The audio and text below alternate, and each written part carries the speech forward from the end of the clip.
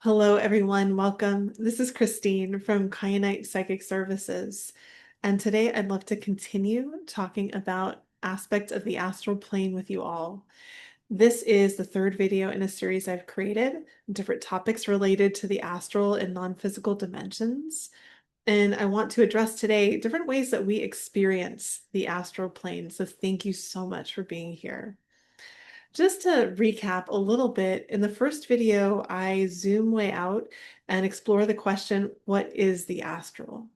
And I encourage you to really start to define that for yourself. But my definition is that the astral is the energetic universe. It's non-physical dimensions that exist alongside the earth plane and extend far beyond it into infinity. In the second video, I shared from my perspective why all of our experiences in the astral can really differ from person to person, and some reasons why that might be. And today, I want to talk about something that I think is quite misunderstood. And I say that because it's something I know I misunderstood for a long time, and I'm likely not alone in that. Many people hear the phrase astral experience or astral travel and immediately think of something like astral projection or other out of body experiences, say dramatic, if you will, metaphysical occurrences. And yeah, those experiences certainly exist, they're real. But I think that this can create the impression that interacting with the astral and traveling on the astral plane is something rare or unusual, or you only get to do it if you're advanced in your practices or your abilities. And if you've been on this channel for any length of time, you know how I feel about labels like beginner and advanced. So we'll leave that there. But the truth from my perspective is that we all interact with the astral in different ways every single day. It's not something far removed from us. It's not some place we occasionally visit. It's part of the larger energetic reality that we're already participating in since day one in this incarnation. And, one of my teachers loves to call the astral plane the real world. And I would wholeheartedly agree with that sentiment. It is the real world. So today we're going to explore some of the most common ways that people might experience the astral. I bet that by the end of this video, you'll recognize, hey, wait, I'm already interacting with this way more often than I thought. I'm going to start with maybe the most obvious place to start, dreams. That is arguably the most common way that we experience the astral when we dream every night. We fall asleep and our conscious awareness leaves this reality on the earth plane, travels into what we might call the astral body, and begins interacting with different dimensions of the astral plane and having all sorts of experiences. In my understanding, dreaming isn't something that's separate from the astral. It's one of the ways that we experience it. And, that doesn't mean that every dream is filled with profound spiritual realization. Sometimes our dreams might help us simply process what was going on the earth plane in a different way. I always call those rehash dreams, where little bits of your previous day show up in the dream. It can help us process events that are going on around us. But even within that, we're still engaging with aspects of non-physical reality and certain dimensions of the non-physical. Everyone dreams whether they're aware of it. And some of us remember our dreams in vivid detail, while others rarely remember our dreams, or we move between different phases of our life or one camp or the other. But that doesn't mean that the experience isn't happening and that if you don't remember it consciously, you're not doing it. You are. When we dream, we're using our non-physical senses. So yeah, you're using your clairvoyance or your clairaudience, clairsentience to perceive and interact on the astral. Dreams overall remind us that our awareness is capable of functioning well beyond our physical senses. I think that's really important. A related experience to that would be lucid dreaming, which I'm sure many of you are familiar with that. In case you're not, lucid dreaming occurs when you become aware that you're dreaming while you're in the dream. Rather than simply being carried along by the experience, you're actively participating within that dream. So for me personally, I wouldn't say at this point on my path I'm a prolific lucid dreamer, but I do uh, seasonally have very lucid dreams. And I remember my first experience of this, I was actually thrown into it because I was having a recurring stress dream. Uh, any of you out here who are musicians, you might be familiar with this stress dream where you're showing up to a concert and you're about to step on stage and then all of a sudden like the set list changes and you're totally unfamiliar with the material. So I used to have that dream over and over again early on in my music career, and all of a sudden I think I just had enough. And I remember being in one of those dreams saying, wait a minute, I'm dreaming, this is BS, I'm gonna go do something else. And so I did. And it shocked me when it happened, but that was my foray into lucid dreaming. So actually, from experiences I've read, for many of us, uh, people do dip their toes into the water of lucid dreaming, sometimes through unpleasant dreams, to realize that they have the power to shift their energy and move forward from it. So again, dreaming, in whether it's lucid dreaming or your standard dream, that is probably the most common way that we all touch the astral. There are also ways that we consciously interact with the astral when we're fully awake. And one of those ways would be in meditation and energy work. Many people think that astral experiences have to involve leaving the body, traveling to different dimensions, having maybe say like a dramatic experience where you're viewing your body from outside of yourself. But in my opinion, some of our most meaningful interactions with the astral happen when we're in meditation with our eyes closed, just being still. When we enter into a meditative state and step into your center, as I like to call it, and we begin to notice ourselves as energy, we're naturally starting to interact with the non-physical world, which is in and of itself the astral. So perhaps in meditation, you started to become aware of energy moving through your body. Maybe you notice the energy of the room around you. Perhaps you're aware of your guides there. You receive insight. You have a sense of connection. All of these experiences are occurring beyond the physical earth plane and beyond your physical senses, and they're in a dimension of the astral. This means every time, from my perspective at least, you sit down to meditate, ground yourself, run energy through your body, give or receive energy healing. Maybe you're doing a guided journey. You are absolutely interacting with the astral. And, growing up in, I guess you could say, our modern society, especially the modern Western world, many of us were taught to dismiss these experiences like, oh, that's just your imagination. But, imagination is really one facet of us using our clairvoyance, of our non-physical sight. And imagination is a beautiful starting point, one of the easiest ways we can start perceiving and interacting with the astral.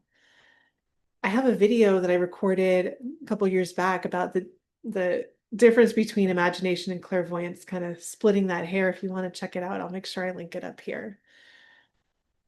So this brings us to, I think, another common way that we interact with the astral in our waking life, and that's daydreaming. Many of us think that daydreaming is when our mind creates a fantasy. When we imagine a future possibility, a scenario, we think about an interaction with someone before we bring all of our attention back to the present. But in my understanding, it's more than just fantasizing. Something more is happening. When we daydream, often our awareness is not simply creating the scenario, it's traveling somewhere and interacting with whatever we're focusing on in some dimension of the astral. Again, the astral is not way out there. It's still intertwined with and extending beyond the earth plane. So next time you catch yourself daydreaming, maybe notice when this happens, you have little to no awareness of your physical body. You're experiencing those daydreams as pure consciousness. And just a little aside, this also happens to us, experiencing something as pure consciousness when we're scrolling on our phones and things like that. And that's something I talk about at length in another video about being an energy sensitive and being on social media. You can check that out up here. But this can feel like a strange idea at first because I think often we've been taught that consciousness or daydreaming and fantasizing about things, that's something that only happens in the brain. But now, even within science, spirituality, and the intersection of that, we're discovering more and more that our awareness is not confined just to the body or the physical brain. It's beyond that. Another fun example, well, it could be fun, it could be not fun. Think about a time when you were driving somewhere familiar, like you made the drive all the time, and as you're doing it because it's familiar to you, you start to go on autopilot, and then your mind is thinking about all kinds of things, like what you're going to do when you get there, what you're going to eat for lunch, right? And then all of a sudden, boom, you're at your destination. So yeah, your body was driving the car on autopilot, but your conscious awareness, it went somewhere else entirely. You traveled. Wherever your attention was directed, your awareness went to the place. And from this perspective, we can think of daydreaming much more than idle thinking. It becomes another way that we naturally move through and interact with the astral every single day.